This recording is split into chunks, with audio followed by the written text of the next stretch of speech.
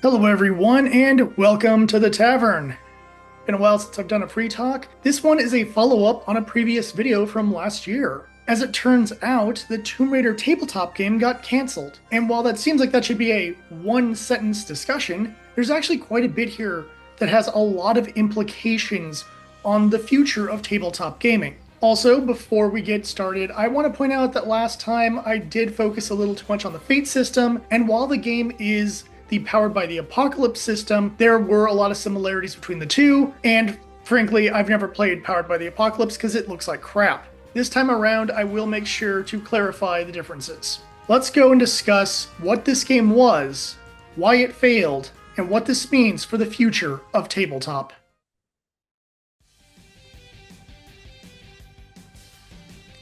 The game itself was done in that talking style of gameplay. Low on dice, low on stats, more on just talking your way through puzzles, quests, etc. Frankly, I do not like this style of gameplay, and the Powered by the Apocalypse system builds towards that. Now you might be thinking, wait a second, I thought this was Tomb Raider, why are we talking? That's the important part here. After all, the way the game was designed is that you would not be playing as Lara Croft, but one of her friends? I'm not quite sure what to call these oddly designed people, but essentially you're going to go explore tombs with Lara and then have discussions about colonialism and how stealing is wrong. But wait, your character could fall to their shadow, and when they do so, they like to kill people and steal stuff, and your way to defeat your fallen allies? Talk them down. Hey, Bill. Murder is bad. Stealing is wrong. You're better than this. Oh, you're right. I am better than this. Oh, how could I be such a fool? Yeah, super exciting gameplay there. So when the game was announced, initial response was, oh, that could be really cool. I want to make my own character. We could be part of Lara's team, and we go in and do some exploring and find some treasures. And then people learned what the game system was and how it was designed to make you feel bad for going to museums. Sure, that's a good idea. People immediately turned on it. Because why would you not? What you want is a cool action adventure of the running, the jumping, the traps, the dinosaurs, all that stuff. You don't want to be sitting there going like, oh man, it's super horrible that museums exist. And as a side note, I just want to point out museums are awesome. They're a great way to learn about foreign cultures and ancient cultures that no longer exist. It is actually very important to go to these old locations. Ruined temples, destroyed cities, any kind of ancient civilizations, find what we can find. Even if it's something as simple as a pot or a tool, having these things allow us, the humans of the present, to understand how we got to where we are. History is an important thing, and museums are very important. They are more than just paintings and sculptures. To be able to actually see the past and to understand the advancements in human society and human culture is a very wonderful thing. To have games that tell you that museums are evil is pretty stupid. And while that's not the reason why most people rebelled against this, it is a core reason why I rebelled against it, it's still a thing that should be noted. This very weird mentality that preserving cultures in museums is wrong. Even though there are plenty of cultures that destroy all their old ruins and artifacts without even thinking about the consequences of it or what it deletes from the knowledge of human history. But hey, who are we to judge other cultures? We're just trying to preserve them. Historian rage aside, the game was very unpopular. And that's part of what led to its cancellation.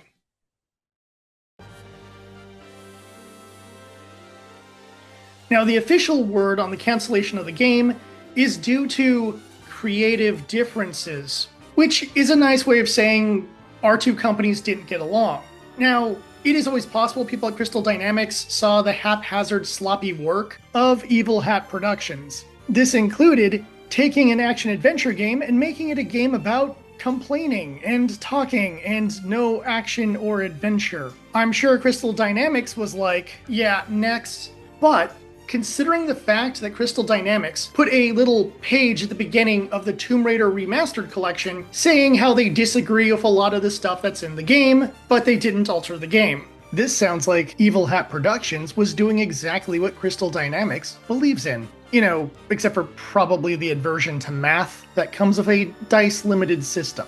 So where do the creative differences come in? I think it is a euphemism for the fact that the game was super unpopular.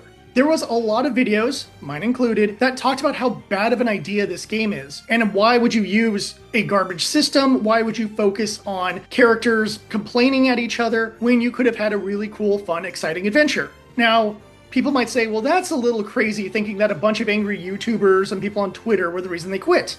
But look at the Tomb Raider board game on Kickstarter. Now, I have not bought into this, and I am not sponsored by them. But what I will say is this. The game provides you with the stuff you would want. You get to play as Lara. You get a whole bunch of cool monsters and mercenary dudes to fight. You have places to explore, traps, treasures, all that stuff that's in the Tomb Raider video games that you would want in a Tomb Raider board game. This is literally giving you the gameplay experience players would want to have on the tabletop. And thus, it has made a bunch of money. And its Kickstarter isn't over as of this recording, but I'm assuming it's probably going to make a little bit more right before it ends. To be clear, Embracer Group actually owns the IP. Crystal Dynamics merely makes the games. It is possible that this came down from Embracer Group because they wanted to actually make money. After all, if you're the brand manager from Embracer Group and you're looking at one game where every video has been, this looks like trash, why would anyone want this? Who would want to play this? And then you look at the other game and people are throwing their money at it going, give me more. Classic Lara mini? Here you go, here's more money. Oh, new treasures? Here's more money. Oh, new monsters? Here's more money.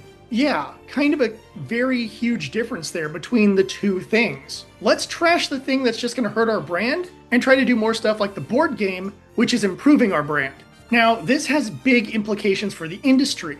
We have now seen that a company has looked at a tabletop production team and said, you made a garbage product and we want none of this. And hopefully more IP holders can look at garbage tier companies and say, we don't want you making our game. We'll take someone better, or better yet, nothing at all. Getting nothing is still better optically than having a failure. Now, I'm not saying every IP holder is going to be smart. There's probably going to be a lot of garbage tier games that still come out. But this is a good start. I would much rather people create games that fall in the category of this is a good representation of what the IP is, versus here's our weird political beliefs, the game.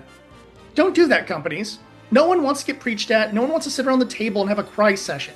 And I want to point out, if people want to sit around the table and have weird negotiations, they'll play Vampire the Masquerade. They don't really need to play this, because they have a game that's significantly better, and if they want to, they could still do the combat and the magic and all the other cool vampire stuff. Personally, I think that we'll be getting better games in the future because hopefully companies are learning that spending your time making products that don't really represent your IP is a bad idea. But maybe I'm just being overly optimistic here. And you know what? As someone who loves tabletop gaming, I'm always going to be just a smidge optimistic. Because if I can't imagine a better future, why am I even making these videos?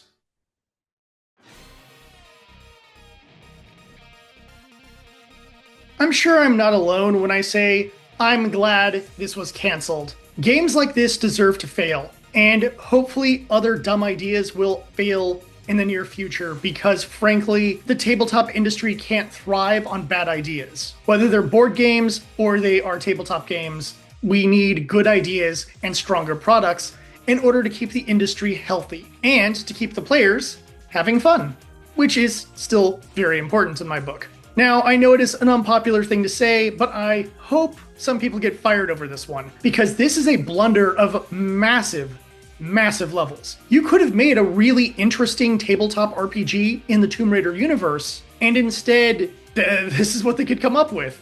I have no words. I don't even know what weird committee meeting led to this, but what I do know is some of those people probably should be fired and replaced with people who know how to make a tabletop game. And yes, I know that's cruel, but you know what? It needs to be said. Bad employees should be fired and replaced with people who are passionate, not just about an IP, but about the entire medium. And hopefully people like that can get jobs, and the people that wormed their way into an industry because of personal contacts or weird hiring practices or who knows what, get moved out of the industry, because what we need in our tabletop is passion both passionate fans and passionate creators. But maybe I'm completely off base. Maybe I'm completely crazy. I don't know. But you can let me know in the comments. Beyond that, please tell me what your favorite IP-based TTRPG is. For me, that's a tough one. Call of Cthulhu doesn't technically count as an IP in my book. If it does, then it's Call of Cthulhu. If not Call of Cthulhu, then I don't think I actually have one. So recommend me some good ones in the comments and maybe I'll check them out. And as always, I remind you to fight the good fight, support independent creators who make awesome games, and let everyone else know how cool those games are so we can all try some new awesome indie games.